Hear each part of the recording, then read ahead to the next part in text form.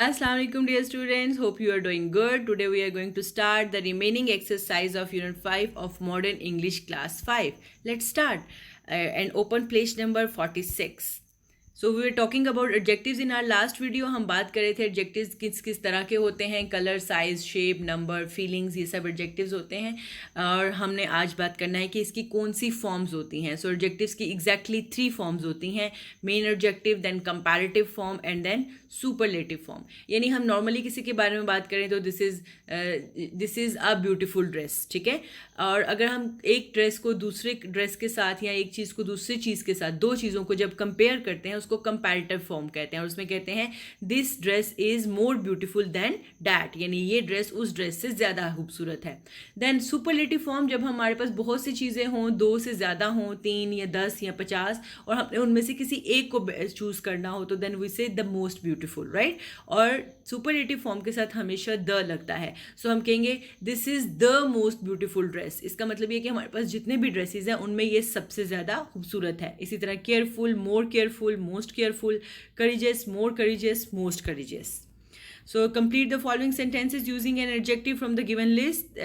Try to use each adjective only once. However, in some cases, the same adjectives can be used. यहाँ पर एक list दी हुई है और हमने उसके अकॉर्डिंगली ये सेंटेंसेस कंप्लीट करने हैं. माई dash sister is a pilot. So my dash sister, so what is this, यहाँ पे क्या आना चाहिए, यहाँ पर माई डैश सिस्टर. सो इसका मतलब ये है कि हमने सिंपल एडजेक्टिव यूज़ करना है. Okay, it can't be classical. My little sister, you can say my little sister is a pilot. The floor was floor कैसा था, the floor was smooth. Okay, I love Indian dash music. So Indian किस किस्म का music मुझे पसंद है, you can write classical music. Okay, I was a or an dash problem. I was a, yes, hurry up, please find out difficult problem. I have a difficult problem. So yes, मैं यहाँ पे. She was the dash mother, the dash mother. अब the आ गया, इसका मतलब हमने superlative adjective use करना है. She was the best mother in the world. I am dash than you, इसका मतलब यहाँ comparison है, दो लोगों का है. I am क्या यहाँ मोर वाला कोई आ सकता है या ER वाला आ सकता है. I am dash than you, I am softer than you, I am stronger than you. Stronger, strong, stronger, strongest, ये 3 फॉर्म्स ऑब्जेक्टिव होती हैं, तो यहाँ पर हम स्ट्रॉन्गर लिखेंगे. इसी तरह आपने बाकी सारी, जब देन आ जाता है सेंटेंस में तो इसका मतलब ये है कि हम दो चीज़ों को कंपेयर कर रहे हैं. जब इससे पहले द आ जाता है तो इसका मतलब ये है कि यहाँ पर हमने सुपरलेटिव डिग्री यूज़ करनी है. So there is the table, हमने ये कंप्लीट करना है. जैसे small, smaller, smallest, soft, softer, softest, early, earlier, earliest, quickest, quicker, quick. So इस तरह कंप्लीट करेंगे पूरा टेबल अपनी बुक्स पर. Complete the following sentences using the appropriate form of the adjective. She is dash than her sister. So comparison है तो prettier, second degree use होगी. Martha is a dash girl. Martha is a nice girl. Amna Naseer is the dash girl in the class. So ये the आ गया है, इसका मतलब ये है कि हमने सुपरलेटिव डिग्री पूरी क्लास में से the most intelligent girl.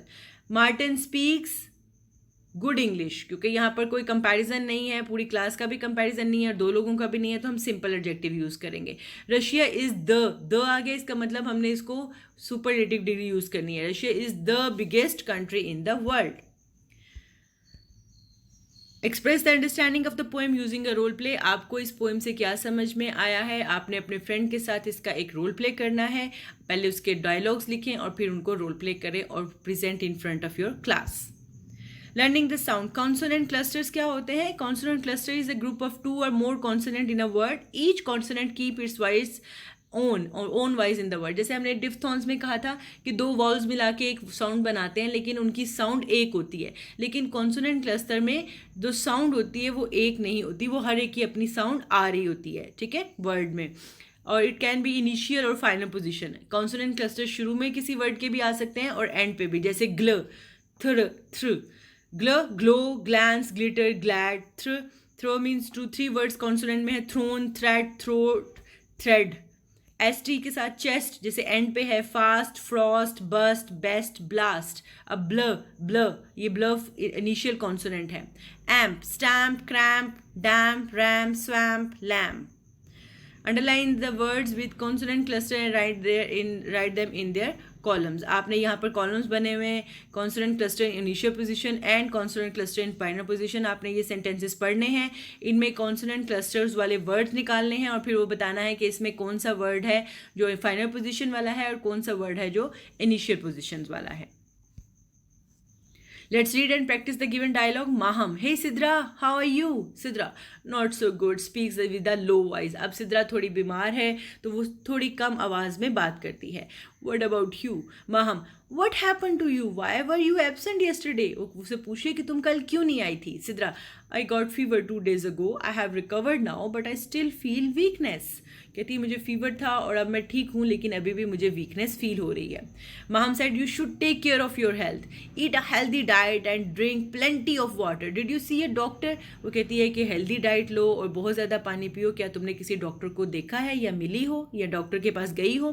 Sidra says yes Maham, he gave me some medicine. I will be better soon. वो कहती है हाँ मैं डॉक्टर के पास गई हूँ, उसने मुझे मेडिसिन दी और अब मैं बेटर होंगी. Maham, may Allah bless you with health. Thank you inshallah. अब वो एक दूसरे को ग्रीट करते हैं. तो बेटा जब कोई बच्चा स्टूडेंट आपका क्लास फेलो नहीं आता तो प्लीज़ उससे पूछें वो क्यों नहीं आया, वो एब्सेंट क्यों था, क्या वो बीमार था या कोई प्रॉब्लम था, और हमेशा एक दूसरे की मदद करने की, एक दूसरे का ख्याल रखने की आदत डालें. Interview your partner, talk about the needs of educating women. Are they in the support of women getting educated or not? Give reasons.